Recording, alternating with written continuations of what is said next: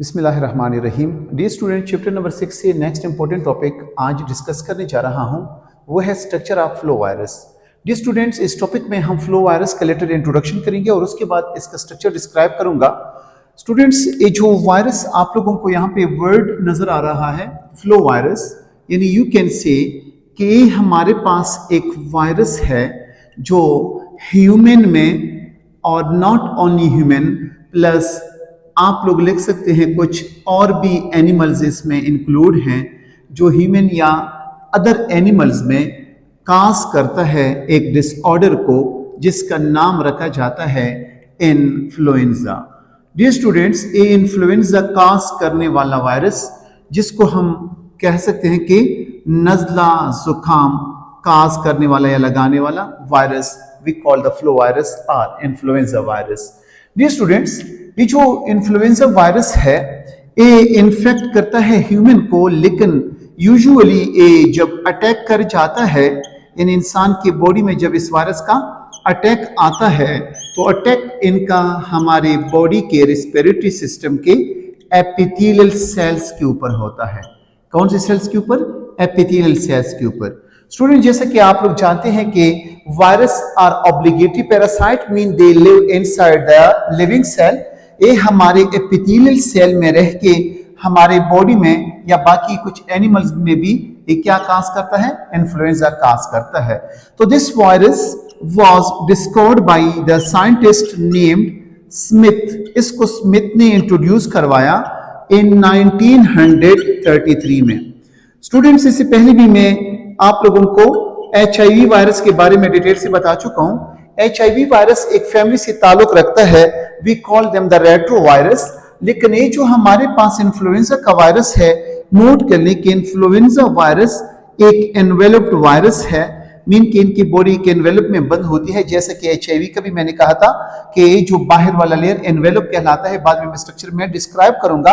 एक envelope virus है, लेकिन स्पेसिफिकली इसको हम एक टर्म देते हैं, वी कॉल देम द ऑर्थोमाइक्सोवायरस। ऑर्थोमाइक्सोवायरस से बिलोंग करता है। स्टूडेंट्स, अगर इसका हम जीनोम देख लें, यानी इनकी हम जेनेटिक मेकअप देख लें या इनके हम जीन्स देख लें या इनका हम नेचर देखें DNA और RNA का, तो ये RNA कंटेनिंग वायरस है। कौन सा वायरस है शाबाश? RNA containing. और RNA इनमें सिंगल स्ट्रैंडेड RNAs होते हैं, लेकिन ये सिंगल स्ट्रैंडेड RNA इनके 8 पीसेस में होते हैं। बाद में स्ट्रक्चर में भी इंशाल्लाह मैं डिस्क्राइब करूंगा।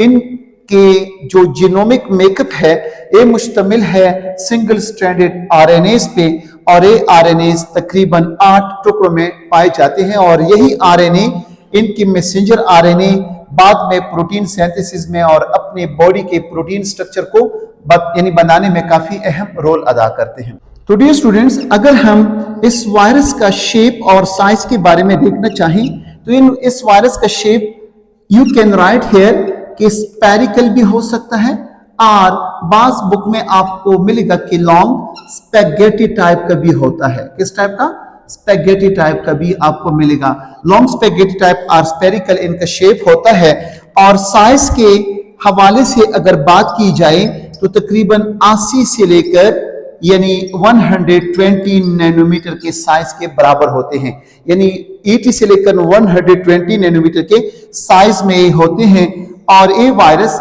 यूजुअली इन्फेक्ट करता है एपिथेलियल सेल को। अगर यहाँ पे आप गौर से देखें, इसका मैंने यहाँ पे लिखा कि ये वायरस एनवेलप्ड वायरस है, बिकॉज जब ये वायरस होस्ट सेल के अंदर होते हैं, जब ये रेप्लिकेट कर जाते हैं, रेप्लिकेट करने के बाद जब इनकी रिलीजमेंट होती है तो एक प्रोसेस की थ्रू होती है जिसका नाम रखा जाता है बडिंग। यानी बडिंग के जरिए एक होस्ट सेल से रिलीज होते हैं। तो जब बडिंग के जरिए होस्ट सेल से रिलीज होंगे तो अपने साथ होस्ट सेल का मेम्ब्रेन भी चुरा के ले जाते हैं, और वही मेम्ब्रेन इनका एनवेलप बन जाता है। दैट्स सो वी कॉल के ए एनवेलप्ड वायरस है। डियर स्टूडेंट्स, यहाँ पे आप लोग गौर से देखें, मैंने एक डायग्राम ड्रॉ किया है। ये डायग्राम हमारे पास एक फ्लो या इन्फ्लुएंजा वायरस का है। इस वायरस को अगर हम डिस्क्राइब करना चाहें तो सबसे पहले हमको एक बैरूनी लेयर नजर आएगी। यहां पे आप लोग गौर से देखें, यहां पे आप लोगों को नजर आ रहा है, this we call the envelope. Basically host derived होते हैं। यानी जिस होस्ट के अंदर रहते हैं वहां से इन्होंने डिराइव किया हुआ होता है। लेकिन ये एनवेलप इनका फॉस्फोलिपिड्स पे मुश्तमिल होता है। किस पे? फॉस्फोलिपिड्स के बाइलेयर पे मुश्तमिल होता है। तो आप लोग लिख सकते हैं कि इनका जो एनवेलप होता है ये फॉस्फोलिपिड के बाइलेयर्स पे मुश्तमिल होते हैं, यानी फॉस्फोलिपिड के 2 लेयर्स होते हैं। डियर स्टूडेंट्स, यहां पे अगर आप गौर से देखें तो इस वायरस के ऊपर भी आपको स्पाइक्स नजर आएंगे। क्या नजर आएंगे? यानी आप लोग यहां पे मेंशन कर सकते हैं कि इस वायरस के ऊपर भी आप लोगों को स्पाइक्स नजर आएंगे। और इस स्पाइक्स हमारे पास इस वायरस में 2 किस्म के होते हैं। One we call the HA और one we call the NA। Dear students, ये जो डायग्राम में आप लोगों को मशरूम लाइक स्पाइक्स नजर आ रहे हैं, we call them the NA। NA से मुराद न्यूरो अमाइनिडेज, न्यूरो या न्यूरा अमाइनिडेज इनको कहा जाता है, बाद में बताऊंगा। और ये जो आप लोगों को यहां पे मैंने मेंशन किया रेड कलर से, we call them the HA। What? HA। HA से मुराद हीमाग्लूटिनिन। व्हाट? हीमाग्लूटिनिन। तो हमारे पास हीमाग्लूटिनिन और दूसरे नंबर पे हमारे पास जो है we call them the neuraminidase. ये 2 किस्म के स्पाइक्स हैं। स्टूडेंट्स, ये जो HA है जिसको हम हीमाग्लूटिनिन का नाम देते हैं, इनकी तादाद तकरीबन 500 तक देखी गई है, यानी 500 स्पाइक्स हैं। इसके मुकाबले में ये जो न्यूरो अमाइनिडेज है इनकी तादाद तकरीबन 100 तक हो सकती है, यानी 100 तक ये स्पाइक्स हमारे पास NA होते हैं। शेप में आप लोग पहचान इजीली कर सकते हैं कि जो मशरूम लाइक है we call them the neuraminidase, यानी ये मशरूम लाइक है, अम्ब्रेला लाइक। आप लोग मशरूम भी लिख सकते हैं या अम्ब्रेला लाइक भी लिख सकते हैं। और ये जो कांटिनोमा स्ट्रक्चर रखते हैं we call them the haemagglutinin. Students, इन 2 के अहम फंक्शन के बारे में बताते चलूं।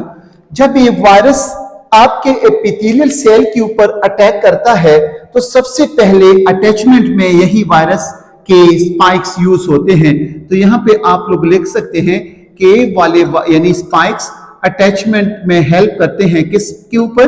जिस होस्ट सेल के ऊपर अटैक कर जाते हैं तो होस्ट सेल के ऊपर अटैचमेंट में हीमाग्लूटिनिन वाले स्पाइक्स को यूज करते हैं। स्टूडेंट्स, अगर आप लोग यहां पे गौर कर लें, जब ये वायरस होस्ट सेल के अंदर चला जाता है तो होस्ट सेल के अंदर ये रेप्लिकेट कर जाते हैं, इनकी काफी ज्यादा कॉपीज बनते हैं। जब इनकी काफी ज्यादा कॉपीज बन गए, मीन इनके बच्चे बन गए, इनकी तादाद में इजाफा हुआ, तो सेल के निकल आने में यानी यू कैन सी के बडिंग के दौरान यहां पे ए वाले यानी न्यूरो अमाइनिडेज वाले स्पाइक्स यूज होते हैं। यानी यहां पे अगर आप लोग मेंशन करना चाहें तो न्यूरा अमाइनिडेज जो स्पाइक्स हैं इस सेल से इन वायरस के रिलीज में या रिलीजमेंट में हेल्प कर लेते हैं। किस चीज में? रिलीजमेंट में, यानी निकल आने में हेल्प कर लेते हैं। तो यहां पे 2 पॉइंट आप लोगों को नोट होनी चाहिए, एक अटैचमेंट में और एक रिलीजमेंट में। स्टूडेंट्स, अगर हम इस वायरस के मुकम्मल स्ट्रक्चर को देखें तो आप लोगों को यहां पे एक स्पेसिफिक प्रोटीन का कोर मिलेगा, इसको हम नाम देते हैं M1। M1 से मुराद आप लोग ले सकते हैं मैट्रिक्स प्रोटीन। कौन सा? Matrix protein. यहां पे स्टूडेंट्स एक बात बताना भूल गया, एक जो न्यूरो अमाइनिडेज है या हीमोग्लूटिनिन है, इस सारे हमारे पास जीपी से मुराद ग्लाइकोप्रोटीन के बने हुए होते हैं, यानी ग्लूकोज और प्रोटीन के कॉम्बिनेशन के कॉन्जुगेटेड मॉलिक्यूल्स होते हैं। तो ग्लाइकोप्रोटीन के बने हुए स्ट्रक्चर हीमोग्लूटिनिन और न्यूरो अमाइनिडेज 500 की तादाद में और Na 100 की तादाद में इस बॉडी के एनवेलप के ऊपर पाए जाते हैं। डियर स्टूडेंट्स, ये जो M1 का मैंने कहा रेड कलर का जो आप लोगों को नजर आ रहा है, we call them the matrix, और ये भी प्रोटीन नेचर रखता है। कौन सा नेचर? Protein nature. और ये हेल्प करता है वायरस के शेप को मेंटेन करने में। वायरस का शेप इन्हीं के जरिए क्या होता है शाबाश? मेंटेन होता है। तो वायरस के शेप को मेंटेन करने में किसका रोल है? M1 प्रोटीन का। स्टूडेंट्स यहाँ पे मैंने M1 इसलिए शो किया कि यहाँ पे एक नेक्स्ट M2 का यानी मैं बताते चलूं। अगर आप गौर से देखें इस वायरस के एनवेलप और M1 यानी मैट्रिक्स प्रोटीन के दरमियान यहाँ पे मैंने एक नेक्स्ट प्रोटीन ड्रॉ किया है। इसका नाम रखूंगा M2। कौन सा? M2। ये भी हमारे पास एक प्रोटीन है। इसके थ्रू क्या होता है, यानी हाइड्रोजन आयंस इसके जरिए अंदर की तरफ एंटर होना शुरू हो जाते हैं।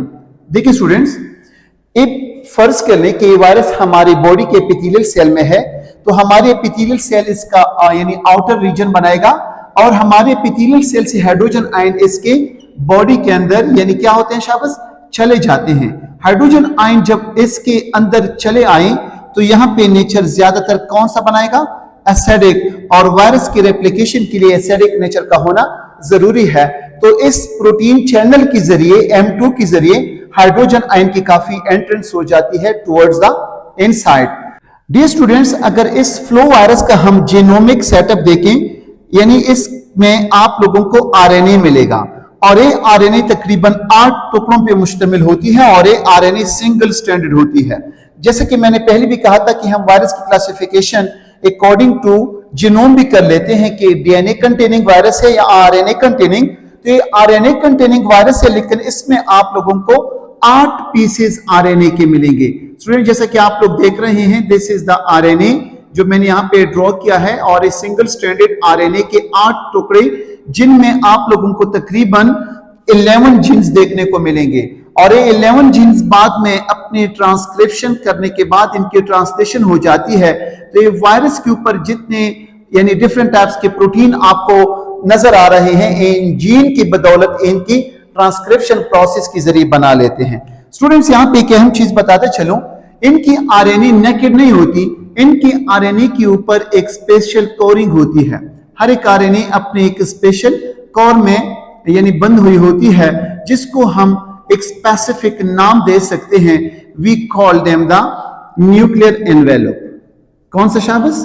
Nuclear envelope. स्टूडेंट्स देखिए, वायरस में न्यूक्लियस नहीं होता, लेकिन ये इनके आरएनए के ऊपर होते हैं, तो that we can say ribonucleic envelope भी इनको हम नाम देते हैं, क्योंकि इसने आरएनए को अपने अंदर ही बंद किया हुआ होता है। तो ये हमारे पास वायरस का डिटेल स्ट्रक्चर। स्टूडेंट दोबारा से देखें, अगर हम फ्लो वायरस को देखें तो फ्लो वायरस में सबसे पहले आप लोगों को बाहर वाला एक एनवेलप, एक लेयर नजर आएगा जो फास्फोलिपिड के बाई लेयर से बना हुआ होगा। बेसिकली कहा जाता है कि एनवेलप इन्होंने होस्ट सेल से डिराइव किया हुआ होता है। स्टूडेंट्स, इस मेम्ब्रेन के ऊपर आप लोगों को ग्लाइकोप्रोटीन के कुछ स्ट्रक्चर्स नजर आएंगे, जिनको हम स्पाइक्स का नाम देते हैं। इन स्पाइक्स में से 2 किस्म के स्पाइक्स आपको देखने को मिलेंगे। One we call the HA, we call them the hemagglutinin, और second is the NA, we call them the neuraminidase। इन 2 का स्पेसिफिक फंक्शन ये है कि जब ये वायरस एपिथेलियल सेल के ऊपर अटैक करता है तो अटैचमेंट में हीमाग्लूटिनिन को यूज कर लेते हैं। जब सेल के अंदर इनकी रेप्लिकेशन हो जाती है, जब सेल से बाहर निकल आना शुरू हो जाते हैं, तो रिलीजमेंट में ये जो स्पाइक जो मैंने मशरूम लाइक कहा, ये स्पाइक तादाद में भी आप लोगों को 100 मिलेंगे, जबकि ये जो स्पाइक्स जो मैंने रेड कलर से ड्रॉ की हैं, इनको हम नाम देते हैं व्हाट, द हीमोग्लोबिन। इनकी तादाद तकरीबन 500 तक हो सकती है। स्टूडेंट्स, इस एनवेलप के नीचे आपको एक मैट्रिक्स प्रोटीन देखने को मिलेगा जो वायरस के शेप को मेंटेन करने में हेल्प करती है, और इस को हम नाम देते हैं मैट्रिक्स प्रोटीन 1। और यहाँ पे एक नेक्स्ट प्रोटीन के कुछ चैनल्स मिलेंगे जिसको हम M2 का नाम देते हैं, जिसके जरिए होस्ट सेल से वायरस के अंदर कुछ हाइड्रोजन आयन की ट्रेवलिंग होगी, एंट्रेंस होगी, ताकि यहाँ का मीडियम एसिडिक बना के इनकी अंदर जो एंजाइम है उन एंजाइम्स को ये एक्टिवेट कर लेते हैं हाइड्रोजन इन एसिडिक नेचर में, फिर इनकी रेप्लिकेशन इजीली हो जाती है।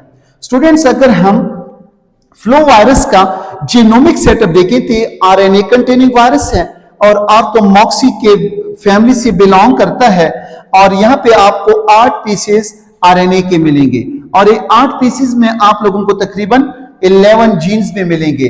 से जो 11 जीन्स हैं 11 जीन्स मिलके इस वायरस में जो डिफरेंट प्रोटीन आप लोगों को मिल रहे हैं, द ग्लाइकोप्रोटीन जो Na और Ha में है, इसके साथ साथ ये जो M1 और M2 की प्रोटीन है, इन सबको मैसेज एन के स्ट्रक्चर को डिजाइन करने के लिए जीन ही ने मैसेज पास किया हुआ होता है और बाद में इनकी ट्रांसलेशन हो चुकी है और एक जो डिफरेंट प्रोटीन आपको यहाँ पे नजर आ रहे हैं, इस सारा का सारा क्रेडिट इन 11 जीन को ही जाता है। तो dear student, this was about the flu virus. Thank you very much.